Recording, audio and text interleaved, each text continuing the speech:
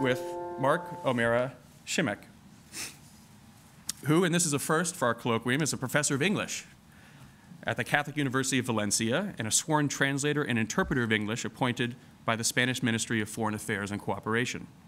He's a permanent researcher in the Institute for Ethics in Communication and in Organizations, and he's been a visiting scholar at the Center for Business Ethics at Bentley University.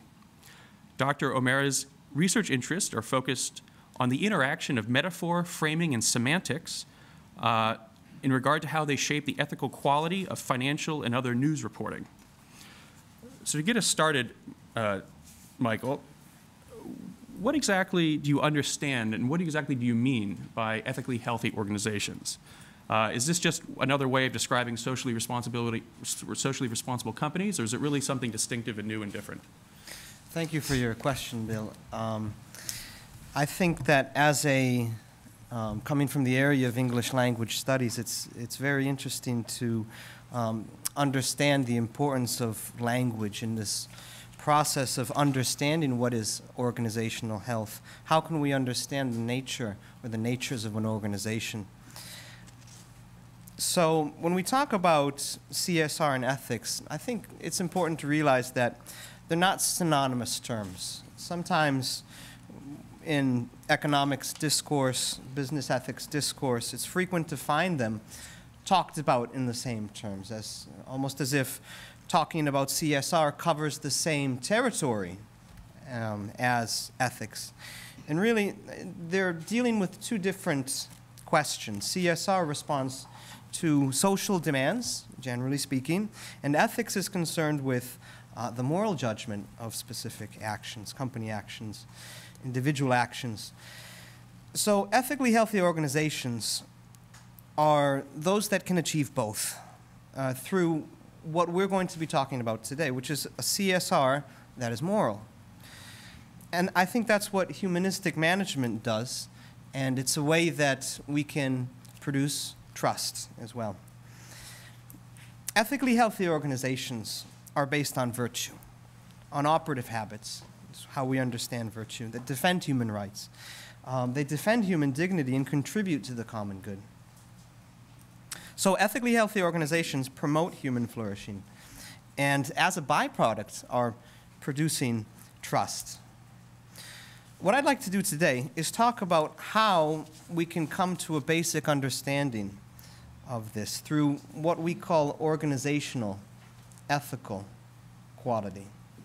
We've developed a scale that attempts to map the different ways that ethical quality can be understood. So, at the bottom of the scale, we could begin by saying there are companies that can be considered ethically reprehensible. It's not difficult to find examples of these companies. These are companies that, unfortunately, we read about in the newspapers, and we could say they don't abide by ethical principles. They carry out unethical behaviors. Now, next level, we can find companies that are ethically compliant. These are companies that are aware and strive to comply with minimals. They respect human dignity. Their concern is to avoid harm.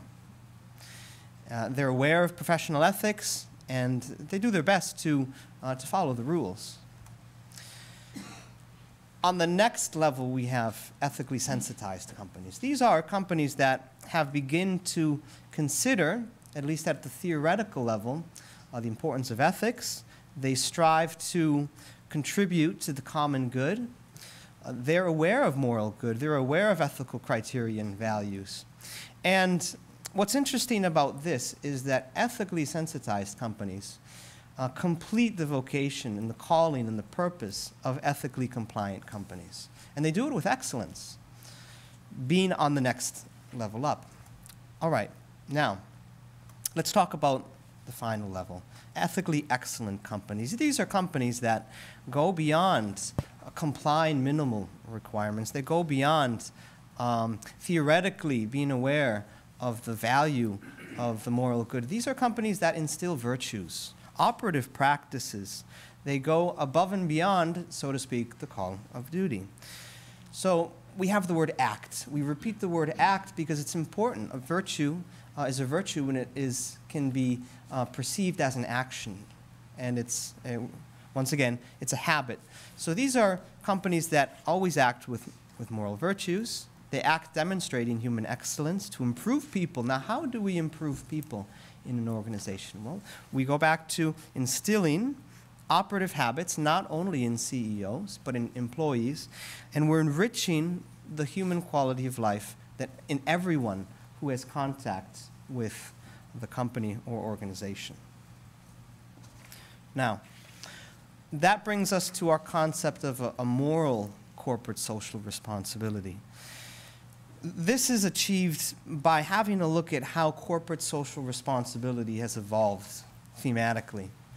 And we have to talk about the first stage, which is an economic perspective. This is concerned with respecting, essentially making money for shareholders, and it was the first stage that we have. Now, in terms of social reaction, this is interesting because it's aware of more of the civic responsibilities of a company. In terms of social action, being aware of what some of the currents are, it could be a compliance focus as well. But it takes us to the next stage, which is social sensitivity. Again, this is interesting because here companies have realized that there are currents within society that can, in the long run, be beneficial to business. It's a commercial opportunity, so we're improving the ethos of a company in the long run. And finally, we have responsibility understood as social action. Social action, this is responding to values in society, incorporating these values in every aspect of the decision-making process. All right. This is corporate social responsibility. It's devolved from more of a reactive approach to more of a proactive approach. And when you pair it with organizational ethical quality, which is the vertical scale, we have different levels of moral corporate social responsibility that can be discussed. So let's talk about some examples. I think it's important to realize that a company can situate itself in many different places along such a scale. The first example would be a company that, you could say, doesn't have ethical criteria in place. They don't abide by ethical criteria. And they have a more reactive approach when it comes to corporate social responsibility. These would be examples, once again, of companies that unfortunately make headlines in both national and international news. And I think another interesting example would be that of an ethically virtuous company, but with a more reactive approach to corporate social responsibility. It's a curious example because I think of a company that produces very good shoes. While they're providing value to society, they're also instilling virtue in their workers and in everyone with whom the company comes in contact. Now, maybe they don't participate in financing NGOs. Maybe they don't have as many programs that would be socially more in line with some of the latest trends in CSR. However, they're enriching the lives of those with whom the company comes into contact. Now,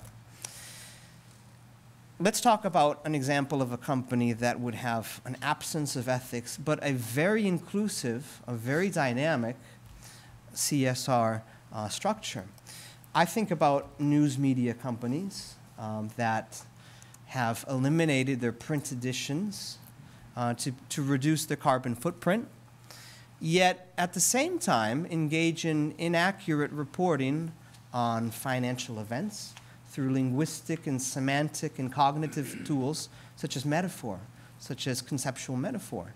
This is important because if people have a right to be informed, financial news reporting fulfills that need, and it informs real-life decisions. So this has the potential of promoting trust, promoting stability, or achieving the opposite.